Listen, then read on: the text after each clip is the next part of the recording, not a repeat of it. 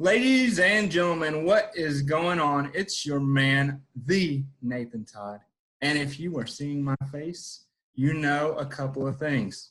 You know it's Friday, and you know it's time for another episode of No Label Live. Look at this sweet shirt. No label should ever define us, right? There's nothing there. You get to write it in for yourself, and that's what this show is all about. It's taking those labels that may not serve you now and learning how people have replaced those labels for themselves and how you can do it for yourself. Today, some of you guys are going to recognize this face. He's been on the show before. He's an OG, like episode 4. Episode 4 of this thing, almost a complete year ago. But Stefano Di Lollo is, if I put a label on him, besides creative catalyst, future creativity, he's a creativity leadership consultant. And so we are going to dive into that label of creativity for today's show. Stefano, great to see you, my friend. Great to see you, Nathan. You know how much I love talking to you, my friend. Yeah, absolutely. We always have a blast. We do. Thinking about, it's been a year since we sat and did this the first time. We were on Facebook Live the first time, had all kind of crap going on. But my question to you is, what have you learned about creativity in the past year that's changed from when we were sitting across from each other the first time? That's a great question. Well, there are two things. So the first thing I learned is that creativity appeals to everyone.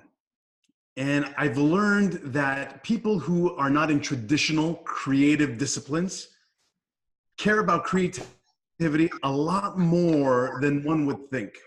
And they realize that there's this value in exploring this creativity for themselves as well, you know? And so that's one thing that I've learned, because when we were speaking about a year ago, I would preach about creativity, but I would preach about it to people who already understood it.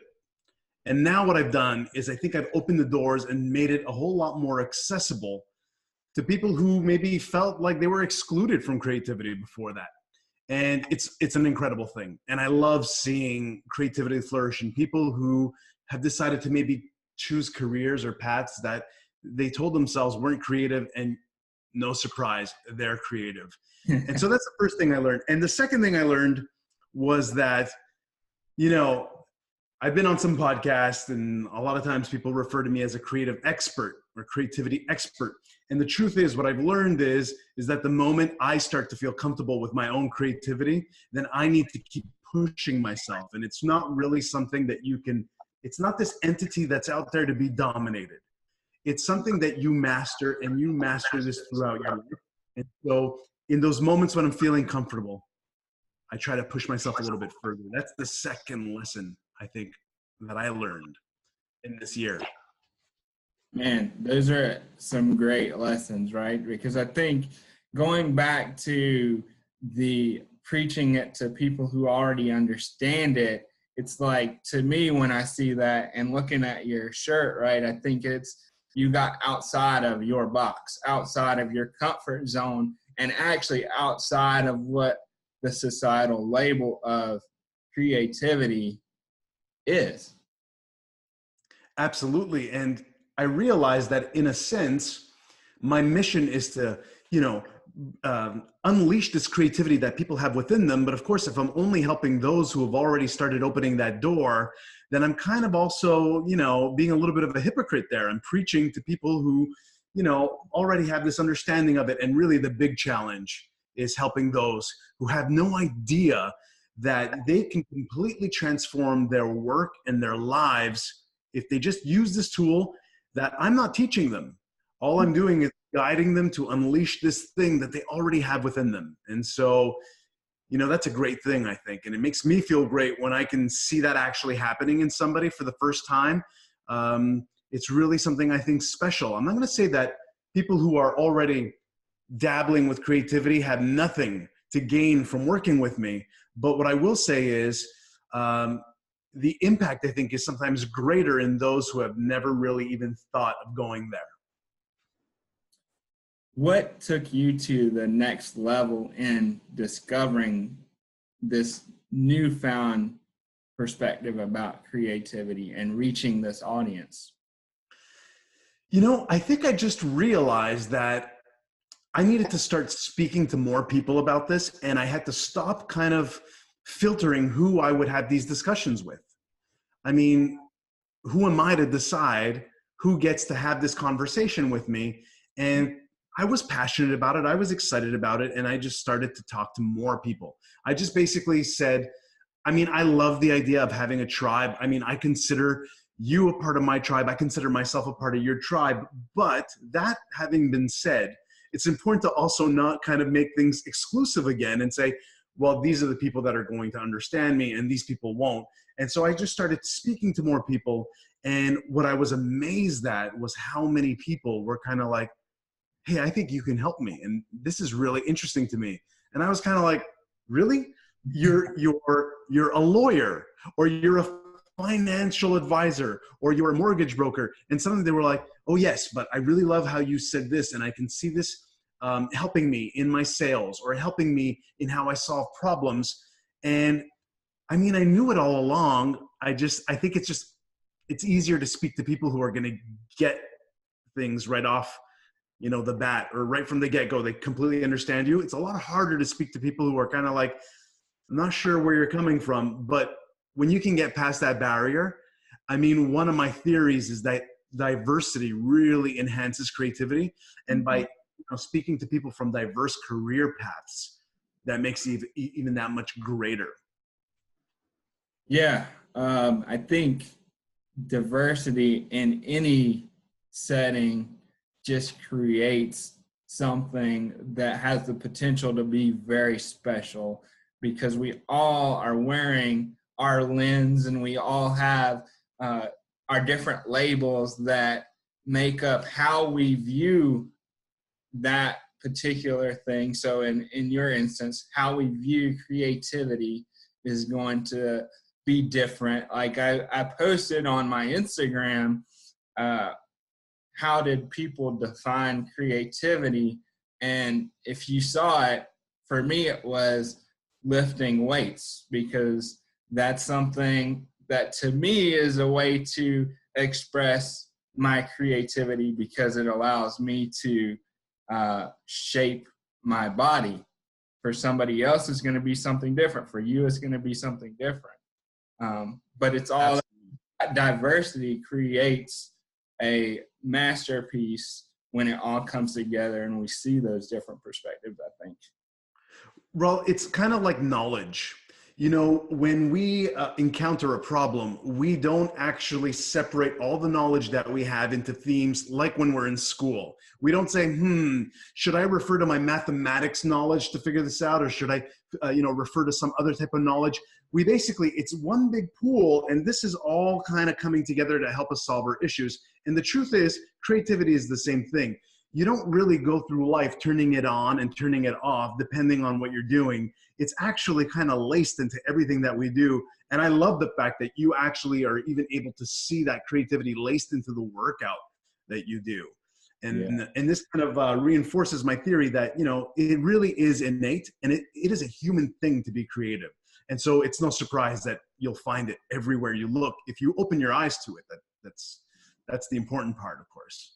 So I've been really focused, like the past probably month, I would say, on like a new aspect of no label defines me. And that's the fact that, yes, we want no label to define us, but in reality, we do live by labels because it provides us some sort of structure to identify with. So I've been focused on the idea of being. And so I say, be it. So if I said, be creative. What does that mean to you? Wow. To me, it means so many things. It means being vulnerable, which, if you're a Brene Brown fan, you know that I link that to courage. It means, it means being human. It means being open to experience. It means not always knowing the answers and seeking beauty in not always knowing those answers, and being okay with the fact that this is a journey and I don't know how this ends up, but I'm going to be courageous here and I'm going to find out. To me, that's what being creative is. It's really, to me, the ultimate definition of being free. In fact, I think that one of the few places where you can't have creativity, now, of course, there are places in the world where there are different circumstances where people cannot really have that opportunity, that luxury of being creative. But let's say in our Western world here, I think when you're in prison, you are deprived of creativity. You don't get to decide what you eat. You don't get to decide what you wear. You don't get to decide really much of anything. And that's what makes, I think, the whole process so torturous. And so if you're not in that unfortunate, of course, there's always ways to even find, creativity, even within those conditions. But if you are someone like you and I, and you wake up every morning and you wake up with gratitude, then know that you already have so many options for creativity that are just waiting for you to explore. And, some people don't like hearing this.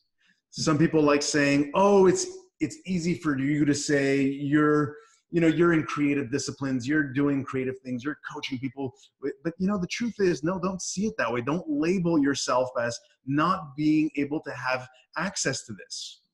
And it's really sad. If the statistics are true, they say that 75% of people say that, let's just look at work alone.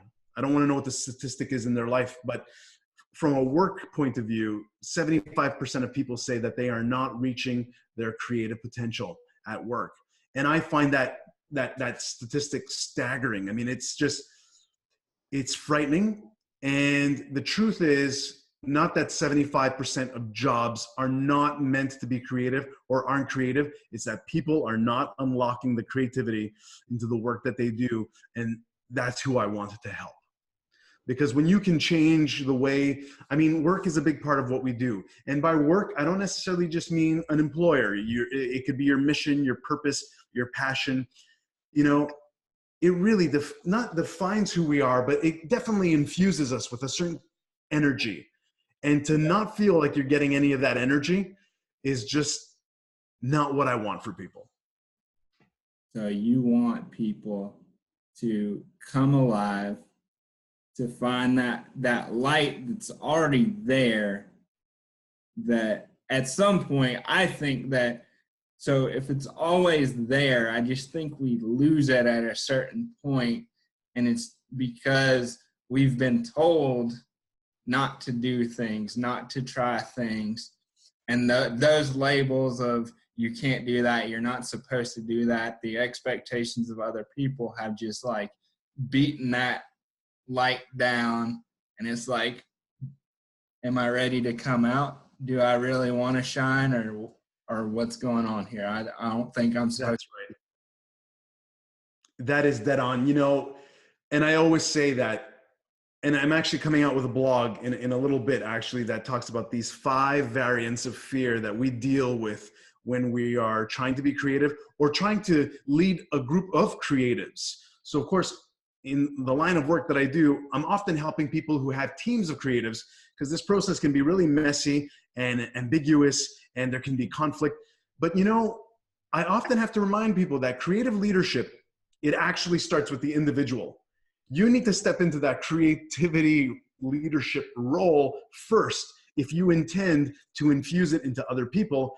And often it's really, to your point, either we've convinced ourselves, either other people have convinced us, or we quite literally allow our fears to kind of keep us from, even trying. And that's what we need. That's the biggest hurdle. We need to get past that.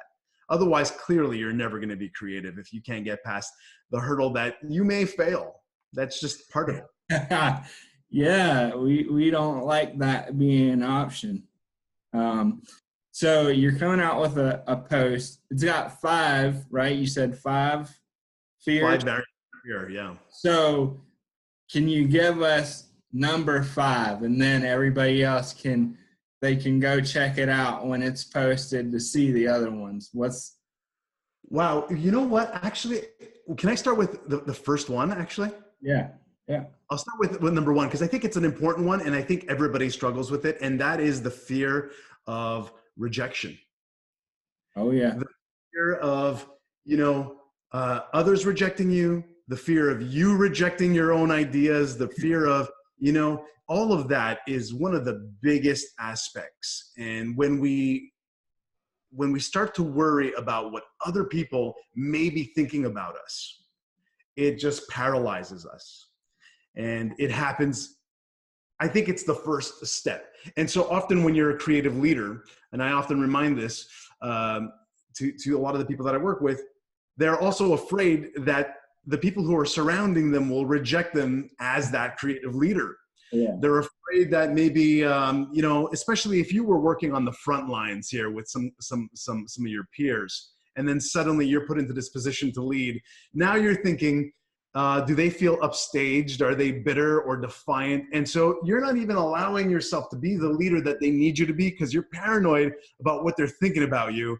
And so you can see that rejection actually even starts at the leadership level, and it doesn't even have to do with you even trying to be creative or get them to be creative yet.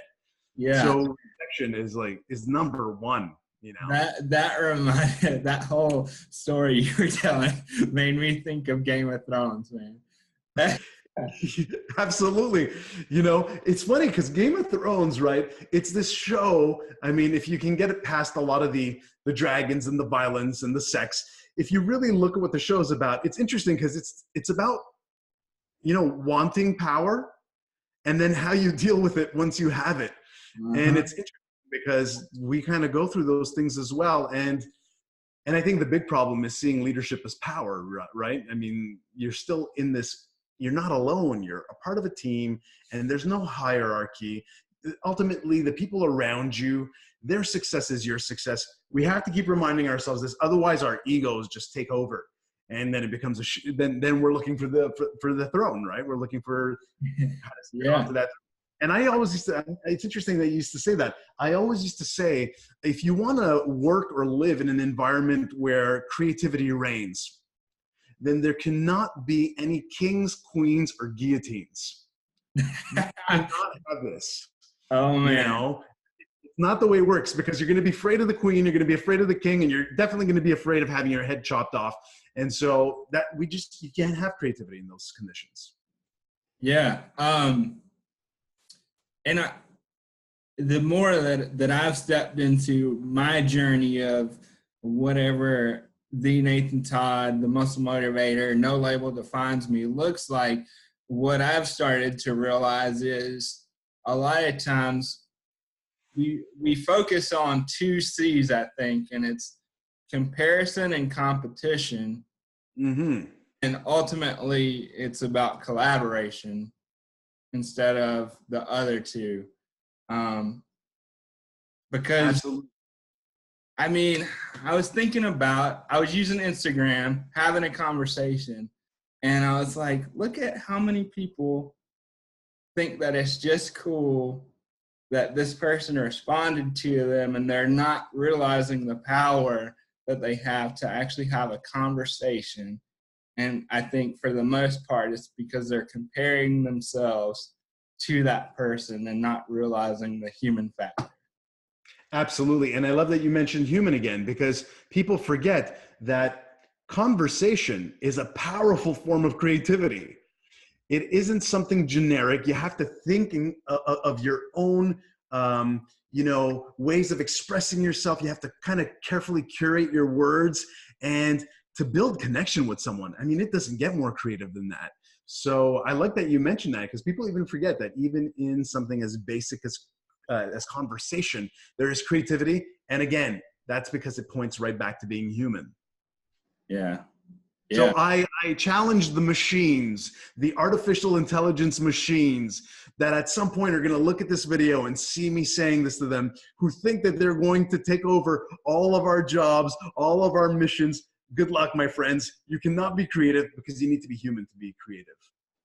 Yeah, because there's so many emotions that are sitting within us, and they create all these different things, and a machine can't do that. Absolutely. And, I'd be curious to see, and this is, I guess, kind of a dark study, but someone who has a lack of emotion, do they have that ability to be creative? I wouldn't be surprised if they would struggle with it, because, now you have an element of being human that's being taken away from them. And so how can they be creative in those moments, right? So, but again, I'd have to look at the literature on that to see if there's any truth to it. But this is the kind of stuff that I like to research. Mm-hmm. And when you jump into this research, you actually find out some incredible things. So I've got two more things I want to ask you. And first, I know people are getting lots of value from this conversation. So where can they connect with you? The beauty of social media. I am on all platforms. They can find me on LinkedIn, on Instagram, on Facebook. I got some private groups out there. I got some public groups out there. They can find me on Twitter, Snapchat, you name it. I am the social media, I don't know what you want to call it. I don't want to call it something really rude and obnoxious, but anyhow, I'm on all platforms. So if someone reaches out, mark my words, I will respond.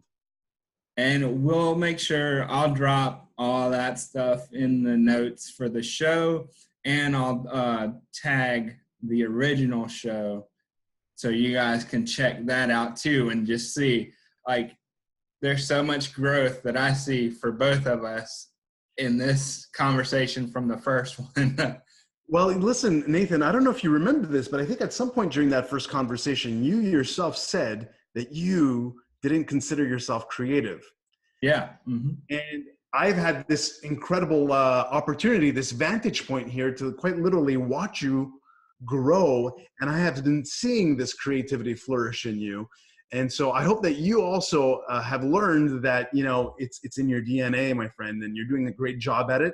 And I love seeing that, and I'm sure that all your followers and those people who are really connected to you, they see that as well.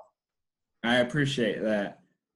The last question, and this is something you said over the phone, so I wanted to make sure we hit it. Yeah. Your 3 commandments. Yeah. My 3 creativity commandments. Sounds kind of. Do you have a staff so we can Right. I need stone tablets here so that I can put them. Yeah. You know what? I like having these 3 truths or commandments because they're the reason that I do what I do. And I need to remind myself that this is what I, firmly believe in, and this is why I'm doing it. So that first truth is, and there is nobody that's going to change my mind because I've never encountered anybody that was able to change my mind on this. It is human and innately human to be creative. Therefore, we are all creative. And you see this in children. And I have yet to meet someone that's somehow been able to prove to me that they weren't creative. I've never met somebody that I was like, nope, no creativity in this individual whatsoever. So that's truth number 1. Truth number 2, and this is why I would be willing to go to war for creativity, is because I believe that it can quite literally solve all of humanity's problems. If we were to put our heads together here and actually allow it to flourish, we can solve all of our problems.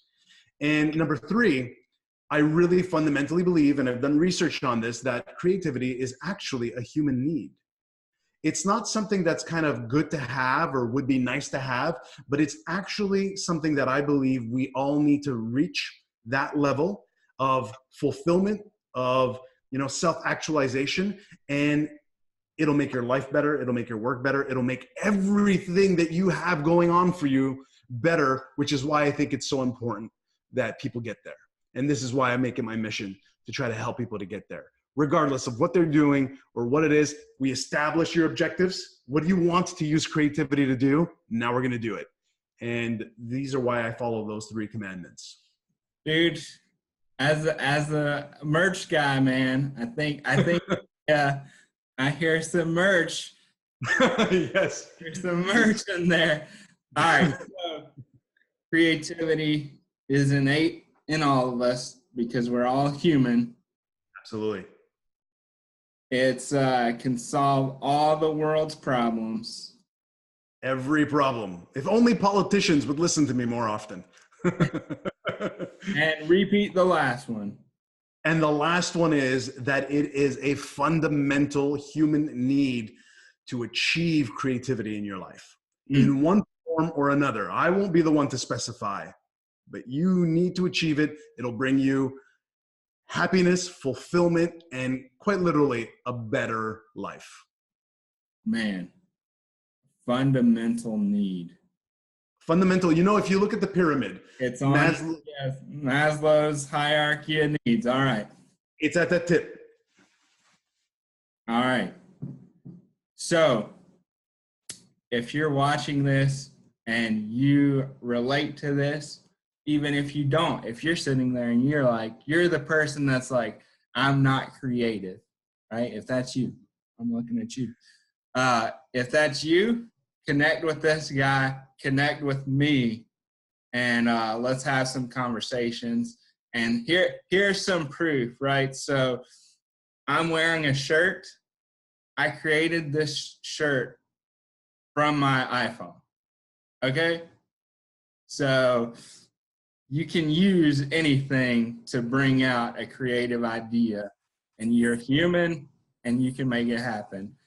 Is there anything before we hop off that you want to share with the audience that we haven't? You know, I always say the same thing. Creativity, try it. What do you have to lose? You really have nothing to lose. And once you get a taste of it, like a shark tasting blood and water, you will want more. And it's going to change your life if you allow it to. So let's do this on the fly. We haven't talked about this, but this idea just popped into my mind. Sure thing. So let's think of a hashtag and we'll drop it in so everybody can go to the hashtag to do something that brings out creativity in them and drop it in the hashtag so everybody can follow and everybody can see how creativity shows up differently. I love that idea. That's fantastic. Man, you're creative. I think that's the hashtag. Man, creative. You're creative. Yes. All right. So go to hashtag man you're creative and show us how you are creative, because you are. And I guarantee everything that's on that hashtag is not going to be people drawing. Okay. So if you gained anything from this, make sure, comment, let us know what your favorite part of the show was. Let us know what creativity means for you. And then make sure and share it with a friend who you've heard say, I'm not creative. All right. And with that, you guys, if you're watching, you're up to big things. And when you're up to big things, you must be patient. You must be diligent. And you must never, never quit. I don't know who you are. I don't know what you're up to. But whatever it is, be it.